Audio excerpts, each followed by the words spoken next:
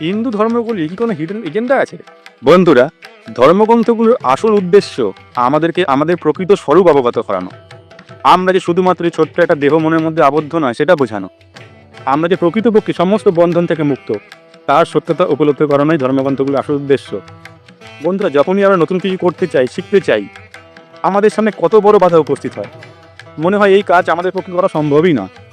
কিন্তু সেই সঙ্গে খুব ক্ষীণভাবে হলেও ভেতর থেকে একটা আওয়াজ উঠে আসে, আমাদের দ্বারা সব কিছুই সম্ভব। আর শাস্ত্রীয় ভাষায় বলতে গেলে শৃণবন্তু বিশ্বে অমৃতস্য পুত্রা, অর্থাৎ হে অমৃতের পুত্রগণ, জগতে এমন কিছুই নেই যা তোমার দ্বারা সম্ভব নয়।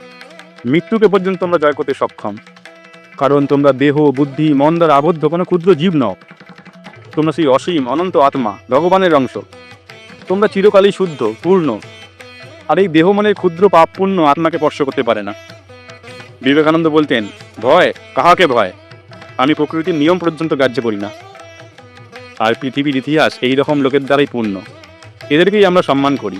তাই খেলোয়াড়, অভিনেতা, রাজনীতিবিদ, বিজ্ঞানী, যে কোনো ক্ষেত্রেই যখনই কেউ উন্নতির শিখরে পৌঁছেছে তখনই আমরা দেখি সকলেই কিন্তু এই দেহ মনের গণ্ডিকে উপেক্ষা করে, কষ্ট, চিন্তা, ভয়, অবসাদকে উপেক্ষা করেই নিজের আত্মার শক্তিতে বলিয়ান হয়েই এটা করতে পেরেছে। আর যখনই আমাদের জীবনে কোনো কঠিন পরিস্থিতি আসে, আমাদের শরীর, মন, বুদ্ধি বলে ওঠে গিভ আপ, লেটস কুইট, কিন্তু আমাদের ভেতরের আত্মা থেকে একটাই কথা উঠে আসে, don't give up, let's try one more time.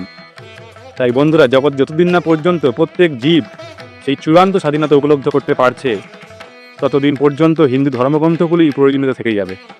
আর সত্যি কথা বলতে, হিন্দু ধর্মের মতো এত পজিটিভ ধর্ম আপনি আর পৃথিবীর কোথাও খুঁজে পাবেন না।